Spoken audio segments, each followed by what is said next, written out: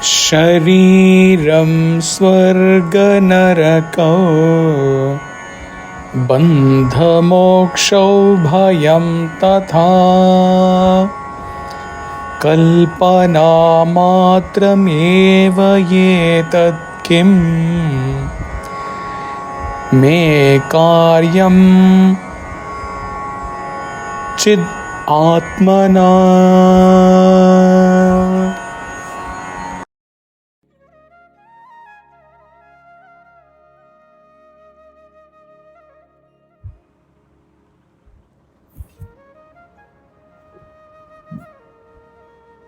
Body, the notions of heaven and hell, bondage and freedom, as also anxiety or fear,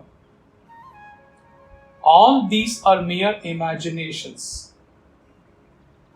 What purpose have I with all these? I, whose nature is pure consciousness. We will go through a small commentary by Swamiji and then deal with this verse.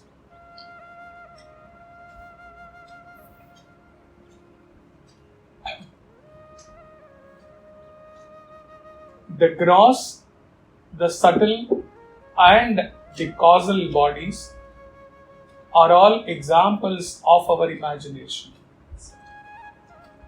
They in turn feed the imaginations of their individual world of experiences and objects.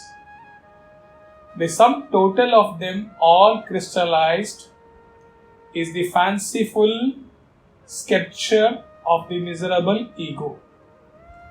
None of them can survive in one who has become the pure self. For all those imaginations, there is no occasion in the bosom of one who is reveling in the infinite bliss of the Supreme Self. Therefore, the realized saint in Janaka exclaims, "What purpose have I with all these whiffs of imagination?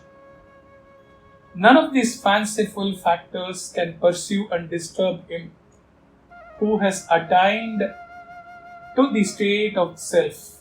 He is ever at rest, abiding in his own real nature." Unquote.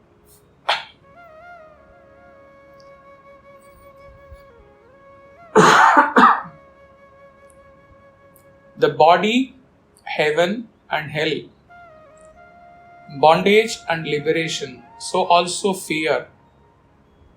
All this is mere formation, says Janaka.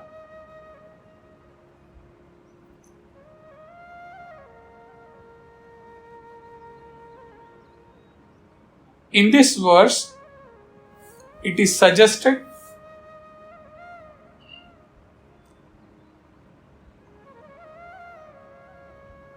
about the basic state of an adept yogi who became fully established in his consciousness. His very advice from the beginning was that a yogi should fully identify himself with his pure consciousness or with that pure consciousness rather than his physicality or beingness, which are transient. One should find that consciousness which remains awake even when one is asleep, what cannot be altered or controlled or influenced, and which does not depend upon any externality, sense activity or sense objects. That consciousness which exists in all of us as the very core of our existence remains awake when our minds are asleep. It is that pure consciousness which one should recognize as one's essential nature and which Ashtavakra declared as the very self.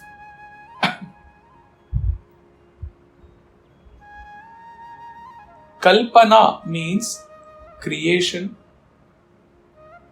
formation, arrangement, imagination, phenomenon, or fabrication. Philosophically, in Hinduism, anything that arises as an effect from a cause falls into this category of kalpana and is considered unreal or illusory.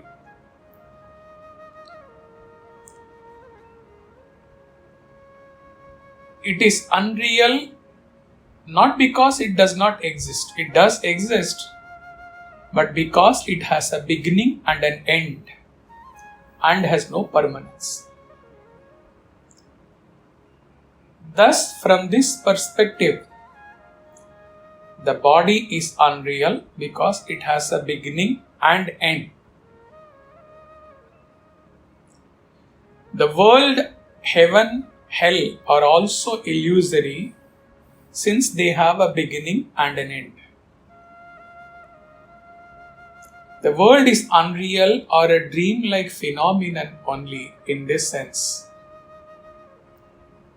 Not that it does not exist, it exists as a dream.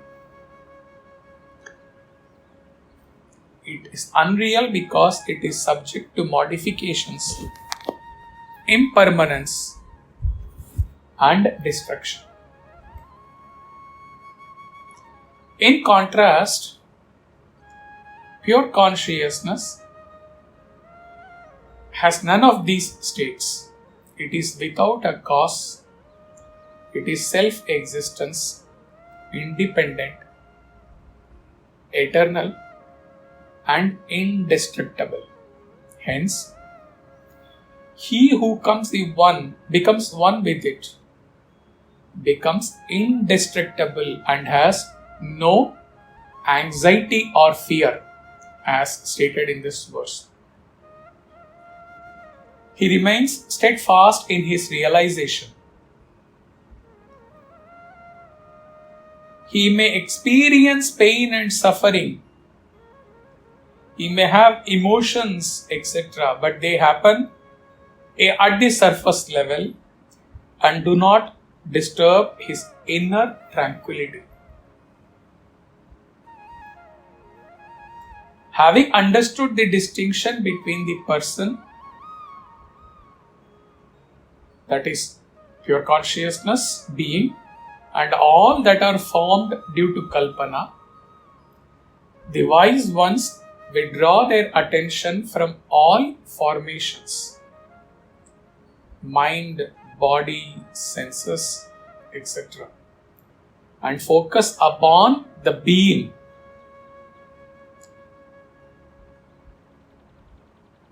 Within as self. Through introspection and using the neti approach, they gradually eliminate all that which is not the person or not the self and find him as the highest, deepest state of pure consciousness.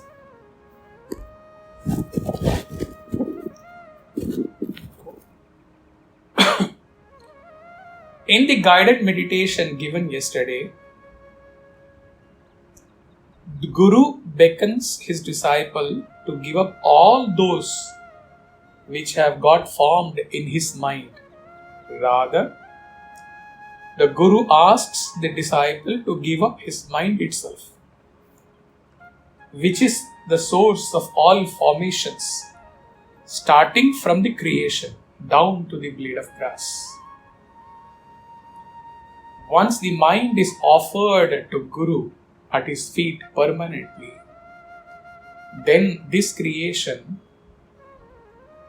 one's body in this creation, concept of hell or heaven, bondage or liberation, fear, all are gone. Mind gone, body consciousness gone. Who or what else is left to be afraid of what? We also dealt with this fear in an earlier verse,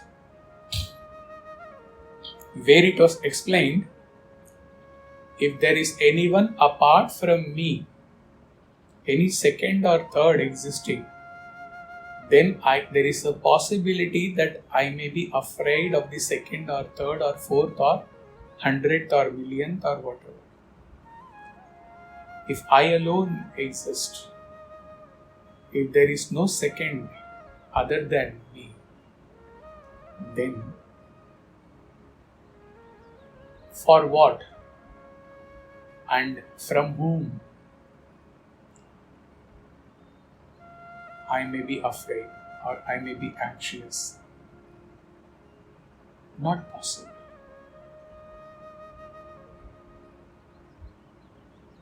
Correct?